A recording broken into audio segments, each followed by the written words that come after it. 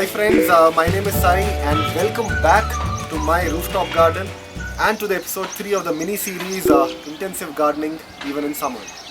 Now this is the very same spot that I was standing in episode 1, and I was just fiddling with one of the corn leaves, and within 10 to 13 days this is the height of the corn. And if you look at the whole garden, which I'll be showing to you in just a short while, the average height of the plants in the garden has almost doubled. So within a gap of about 13 days, this is the kind of growth that I have been able to get. And in case you've forgotten, I set up this garden in the first week of March, and this is around the second week of April. So in about 1.5 months, I have got good produce, a huge amount of harvest which needs to be taken, and this is all ready to eat. So let me just take you around a few of the things and let me talk more about what's happening in the garden. So here is the corn patch that I have. What I have done purposefully is that although for each container it would have been preferable to put 1 or 2 corn seeds at the max, in some of these containers I've actually put 3, 4, 5 corn, and I'm just trying to see what really happens. And one of the main intentions of putting corn was that this whole section starts acting as a windbreak for the rest of the garden.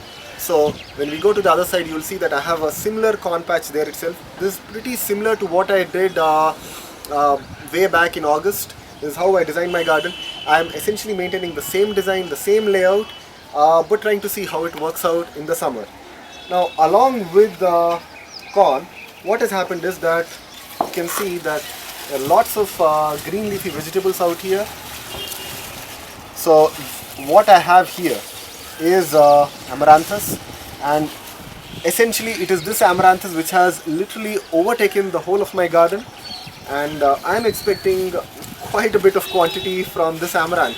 Now this particular variety of amaranth, I presume, is called Amaranthus paniculatus. We call it by various names in Telugu. Sometimes it is called THOTA KURA, sometimes it is called Duggalaku. So in each area they've got a different sort of a name.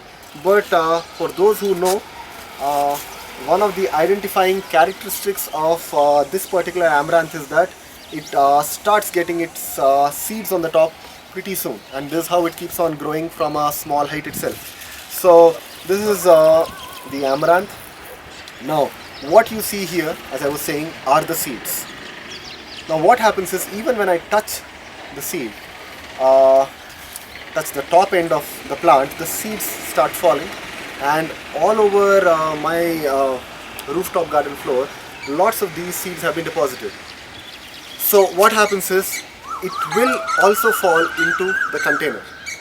Now because I am using the same potting mix over and over again, whenever I reset my garden, whenever I just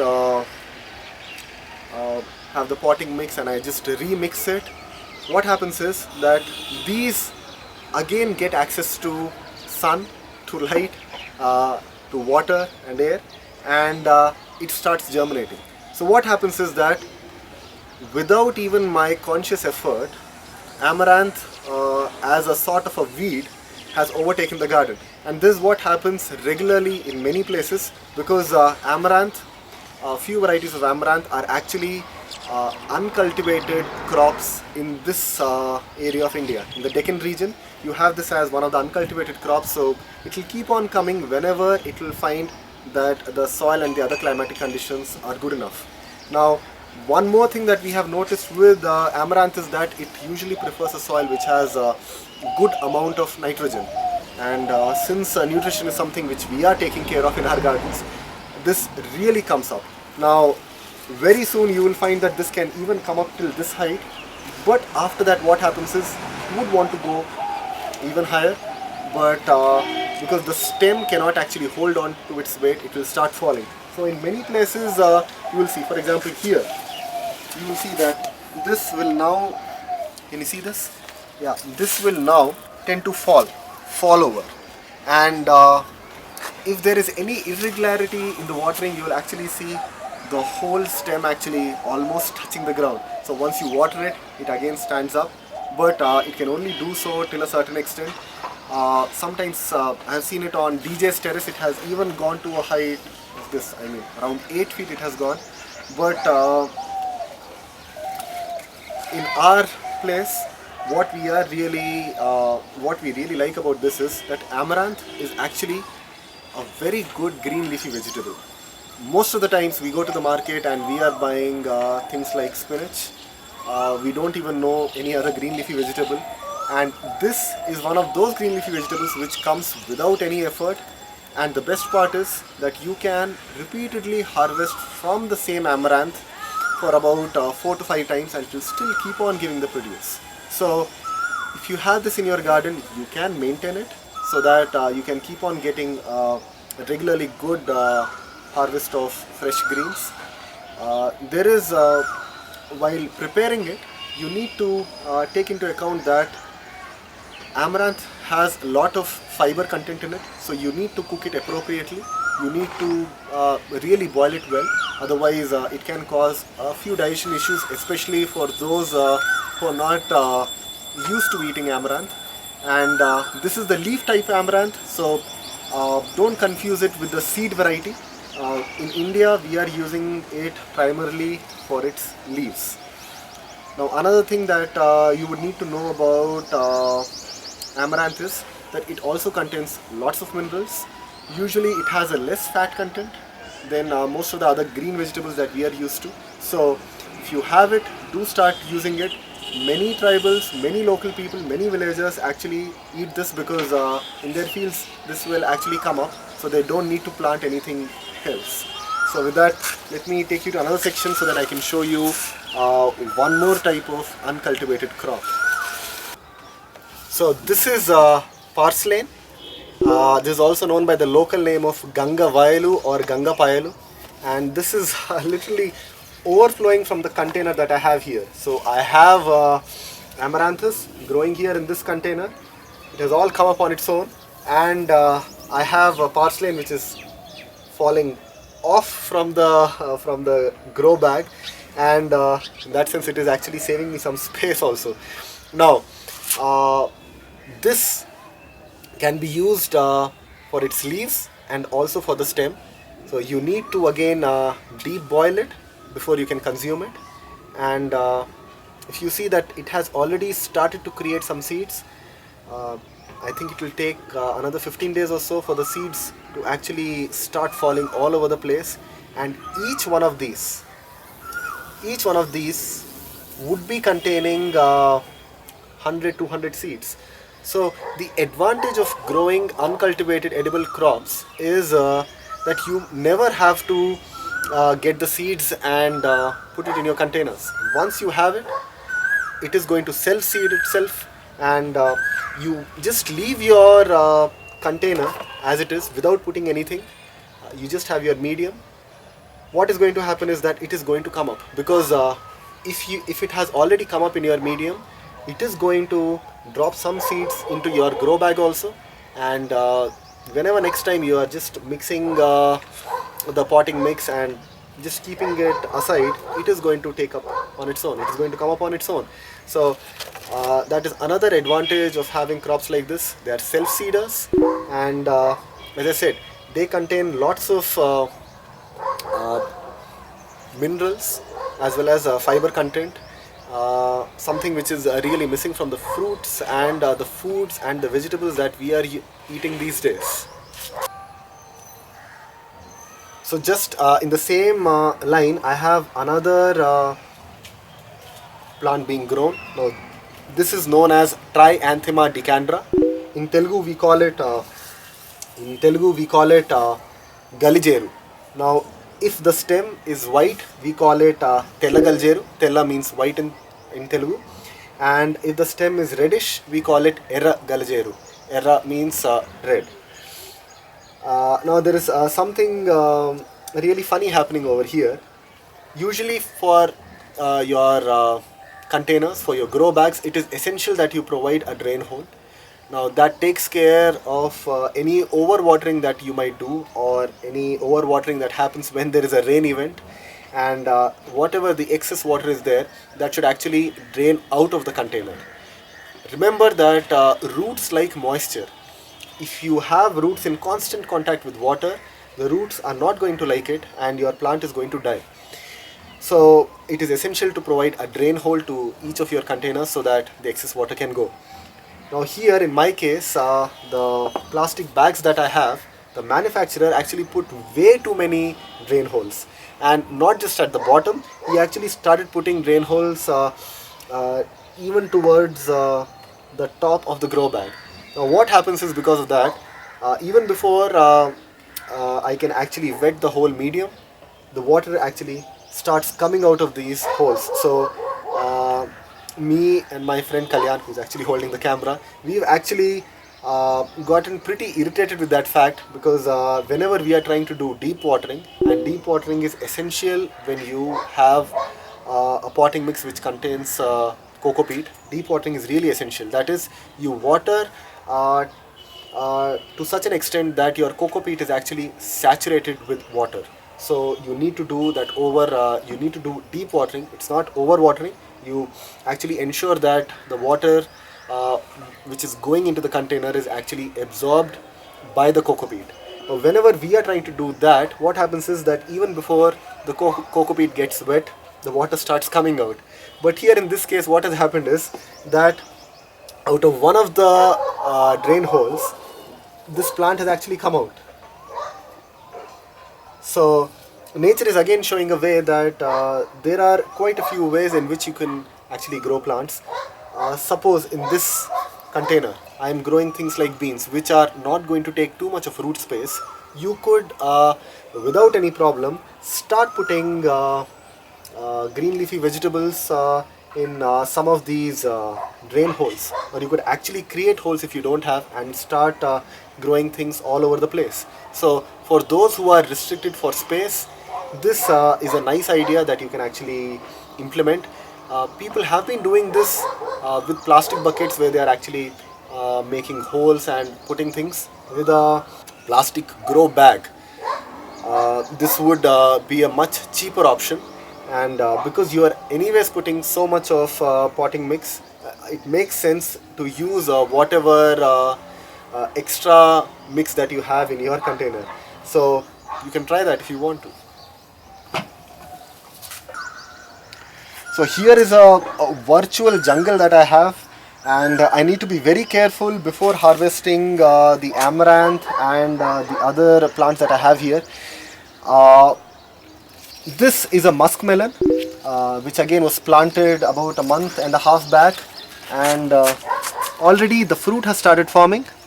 As you can see, the fruit is there. This I'm allowing this vine to actually climb up, go up, so that probably it can get a bit more space than what it will get at the ground level. So musk melon is growing here, and further down I have jack bean and sword bean also growing in this patch. So quite a bit of diversity here, and some of the vegetables are actually not visible. I have by looking at this flower, we know that I have an eggplant here, but it is simply not visible otherwise. So I sometimes have to dig down and see what is growing.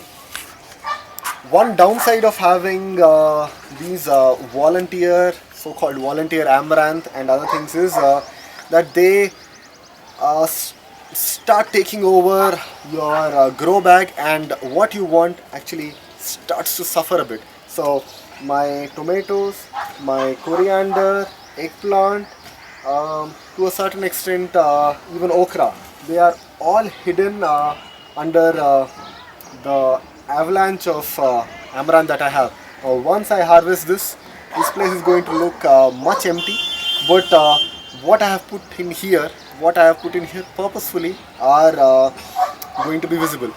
One more thing that you would see with amaranth is that if you have too much of amaranth, you are going to have aphids coming up. So you need to have diversity in your garden, especially if you are trying to grow things like amaranth, beans, because aphids can really start overtaking, and if you don't have enough diversity, if you don't have enough different types of flowers and different types of plants growing in, they are going to actually give you a bit of a rough time. So ensure that the diversity never suffers. The diversity should be there along with anything that you might be planning to have more. So this is a very small part of my garden, and just the amaranth harvest from this part is huge.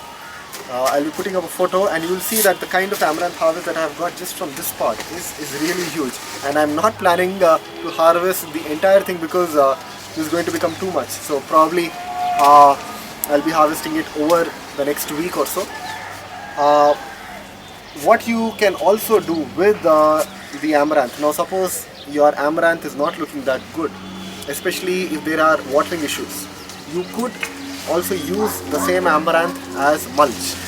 But if your amaranth you see is having diseases or some kind of spots, then I would prefer you not to use it as mulch, because that can actually start affecting what is growing in your container. So this could go to your vermi wash setup. We'll be talking more about that.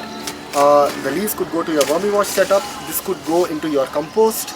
This could go actually onto your plate, or this could also go as mulch. So lots of uses for any type of green leafy vegetable that you have in your garden. Now once the amaranth has been removed, now you can actually see many more things here. This is okra, this is elephant's tusk okra which is growing here. I have bitter gourd, then few more type of gourds, and I'm also trying to grow watermelon here. So you've seen muskmelon there. Muskmelon is also growing in few other containers. I'm also trying to see how watermelon will be growing here, because a lot of the stuff that I do here in this garden is experimental, because I want to see what can grow well with what and whether it can survive the kind of heat that is there on the rooftop. Remember that the heat on the rooftop is actually much more than the heat that is coming from the sun. I'll be talking more about that, but the kind of harsh condition that you have on your rooftop is something which you usually don't have even on ground. So this whole garden is kind of a workshop where I can actually test different things. So here is red amaranth. This is again sword bean which is growing here, and if you can just come further, here is bitter gourd which is going. Now because the amaranth is not there, most of these are visible, and now actually I'm planning to have it grow all over this place. It should climb this trellis, and that should provide me some respite. That should provide this garden with some respite from the western sun that I have. So in the evening the sun goes towards the west, and if I have this kind of a trellis occupying this place, well, it is going to give me nice shade. So along with the windbreak that I have, I can also have a sort of a sun break, a light break if you could say that, and basically that should keep the temperatures pretty much in control. With that, I'd like to end this video. Lots more to talk, but that would be in the next video. Thanks for watching, and don't forget to subscribe.